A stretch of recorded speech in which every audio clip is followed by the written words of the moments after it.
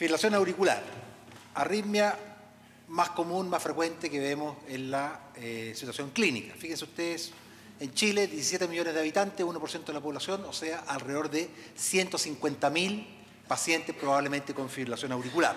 Factor de riesgo ACV, 5 veces más frecuente que pacientes en ritmo sinusal y es responsable de al menos el 20% de los accidentes cerebrovasculares. Esto como dato epidemiológico. Fíjense ustedes que ya sabemos hace muchos años, digamos, que los pacientes que están en fibrilación auricular hay que anticoagularlos. ¿Y con qué los anticoagulábamos hasta hace algún tiempo? Con los antivitamina K, acenocumarol o warfarina. Y acá están los distintos estudios que fueron desarrollados en la década, fines del 80 y el 90, ¿ya? Y en todos ellos se demostró beneficio de los pacientes anticoagulados con warfarina versus los pacientes que estaban solo con placebo. Vean ustedes que ahí está, entonces, la reducción de riesgo, ACV, 67% de reducción y de 26% de muerte.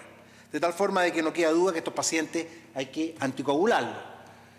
Este es el Medicare, y vean ustedes lo que ha pasado en los últimos 20 años, desde el año 90 hasta el 2007, en pacientes que son progresivamente, entonces vean ustedes, el aumento, ¿no es cierto?, de la indicación de la anticoagulación con warfarina y cómo cae, ¿no es cierto?, el accidente cerebrovascular isquémico y el hemorrágico que está en barras azules se mantiene casi igual.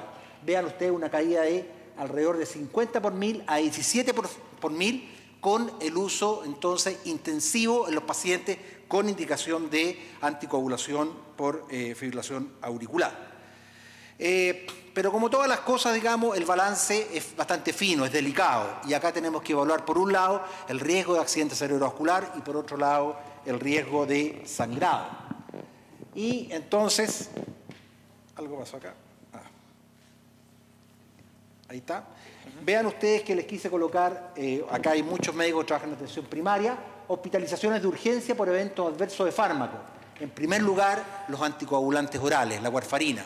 Alrededor de un 20% de las hospitalizaciones por secundarias a interacción farmacológica, a hemorragia, están dados por la warfarina, y luego viene la insulina, los antiagregantes, los analgésicos y los digitálicos, ¿ya? Bueno, y entonces con tanto problema, digamos, con respecto a la anticoagulación en el término de sangrado, digamos, vino todo un desarrollo ya en la terapia anticoagulante. Ahí vemos en la década del 30 la heparina, luego los antivitamina K en la década del 40, en la década del 80 las heparinas de bajo peso molecular y finalmente en los últimos 10 años han aparecido los anticoagulantes directos, ¿ya? O nuevos anticoagulantes como se les aparece, digamos, en la literatura. Pero no solamente había un desarrollo desde el punto de vista farmacológico, sino que un desarrollo desde el punto de vista de poder estratificar mejor a nuestros pacientes. Y en los últimos 10 años estamos utilizando entonces los scores de Chat-Bask, ¿no es cierto?, y los scores de Hasbled, que nos miden el riesgo, ¿no es cierto?, de un paciente tener un accidente cerebrovascular isquémico y el riesgo de sangramiento que tiene el paciente.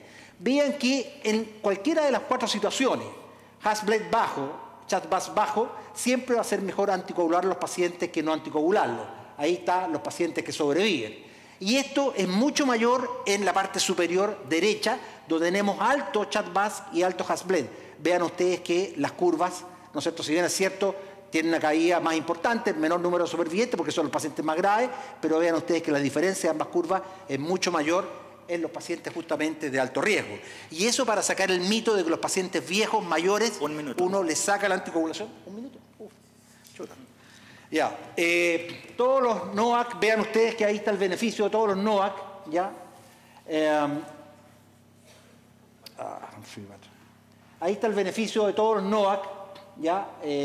Con los distintos anticoagulantes de Dabigatran, Rivaroxaban, Apixaban y Lendoxaban, de nuevo, ¿ya? Y acá vean ustedes que en los distintos subgrupos hay beneficio de los NOAC versus, ¿no es cierto?, la warfarina, ¿ya? Vean ustedes en términos de seguridad, que es lo más importante, disminución del accidente cerebrovascular hemorrágico, el costo, un pequeño aumento en el sangramiento. Esto significa que en las guías del 2016 de la fibrilación auricular aparece, ¿no es cierto?, como indicación 1A, evaluar a los pacientes de acuerdo al score de Chat-Bask, y vean ustedes que en esta columna azul, desde la década del 80 hasta ahora al final, hay una evolución del tratamiento anticoagulante y hoy día los metaanálisis inclinan al uso de los NOAC en fibrilación auricular. Y aquí vemos lo que pasa, ¿no es cierto?, en las últimas guías europeas. Si el paciente tiene una prótesis mecánica o estenosis mitral severa, va a la anticoagulación tradicional.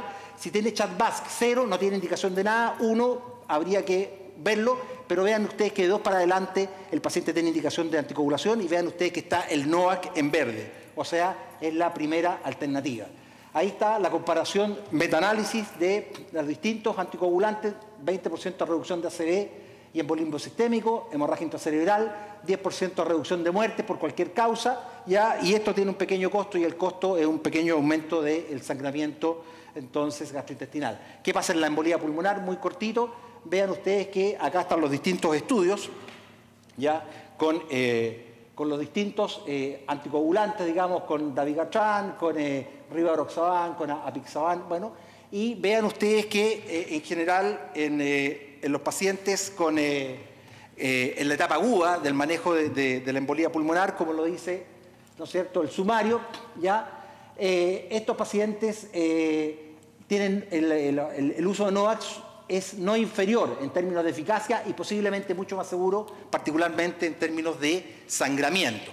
Y en el estudio, digamos, ya fuera de la fase aguda, ya hay algunos estudios que están todavía, ¿no es cierto?, in progress, ya estudios que van de 6, 12 hasta 24 meses, las conclusiones son muy parecidas, digamos, es decir, probablemente son ambos los NOAC efectivos en términos de prevención de tromboembolismo recurrente, fatal y sintomático y probablemente más seguro.